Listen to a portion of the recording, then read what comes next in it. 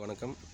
அதாவது நம்ம பசங்க பிள்ளைய ஒரு வளர்ந்து ஒரு ஆளாகி ஸ்கூலுக்கு போகிற நிலைமை வந்துட்டாங்க அப்படிங்கிறபோது பெரிய சந்தோஷமான விஷயந்தான். ஆனால் நீங்கள் அப்பாவாக நீங்கள் அம்மாவாக நீங்கள் நம்ம பசங்க பிள்ளைக்கு ஸ்கூலுக்கு போகிறாங்க, நம்ம கஷ்டப்பட்டு படிக்க வைக்கிறோம், நல்ல நிலைமைக்கு கொண்டு வந்துட்டு அப்படின்னு சொல்லி வெளியே பேசிக்கிறீங்க.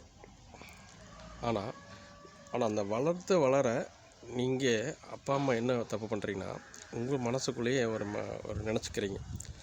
நம்ம ஒரு சின்ன ஒரு பகையாக இருந்த ஒரு நீண்ட நாளமாக இருக்க அந்த பகை நம்ம பொண்ணை கொடுத்து அதை பேச ஆரம்பிச்சிடலாம்,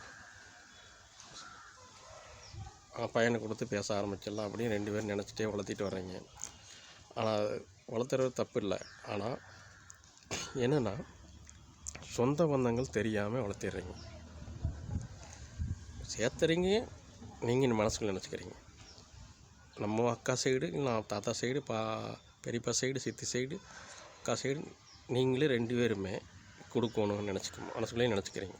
குறிப்பிட்ட வயசுக்கு மேலே அவங்க அங்கேயும் கூட்டிகிட்டு போகாமே இருந்து பக்கத்து தெருவிலையோ அதே தெருவிலையோ இல்லை ஊர் விட்டு ஊர்லையோ அவங்களுக்குள்ளே பார்த்து ஓடி போயிடுறாங்க. இதுதான் காரணம். தப்பு யார் மேலே? நம்ம மேலே.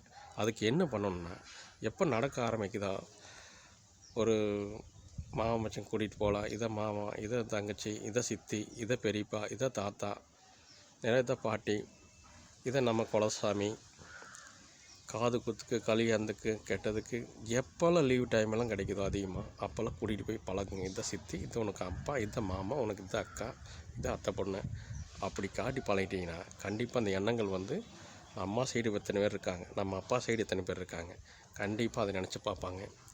தயவுசெய்து எல்லாம் போன பிறகு அழுது என்ன பிரயோஜனம் இல்லை. இப்படி போயிட்டானே, இப்படி ஃபுல்லாக இப்படி பண்ணிட்டானே, போய் மண்டையை அடிச்சுக்கிட்டு அழுதுகிட்டு கோழியாக போய் எடுத்துக்கிட்டு என்ன பண்ணுவாங்க? தப்பு நம்ம மேலே இருக்குது. ஸ்டேஷனில் கம்ப்ளைண்ட் கொடுத்தா அதை தான் திருப்பி பேசுவாங்க, கண்டபடி பேசுவாங்க. தப்பு நம்ம மேலே இருக்குது. புரிஞ்சுக்குங்க. நம்ம பசங்களை ஒழுக்கத்துக்கு கொண்டு வாங்க. மீண்டும் நம்ம சமுதாயத்தில் எப்படியெல்லாம் ஒழுக்கத்துக்கு கொண்டு வரணும் நம்ம கொண்டு வருவோம். புத்தகமே தனியாக அதை கொண்டு வர சொல்லுவோம். நம்மளால் முடியாது எதுவும் கிடையாது. எத்தனையோ மாற்றங்களை அமல்படுத்துகிறாங்க, நம்மளும் அமல்படுத்துவோம். விரைவில் விரிவாக சொல்லுவோம். நம்ம நல்லா பார்த்தாது அடுத்து ஒவ்வொருத்தரும் நல்லாயிருக்கும். இந்தியாவில் அடுத்த ஆடியோ சந்திப்போம். நன்றி, வணக்கம்.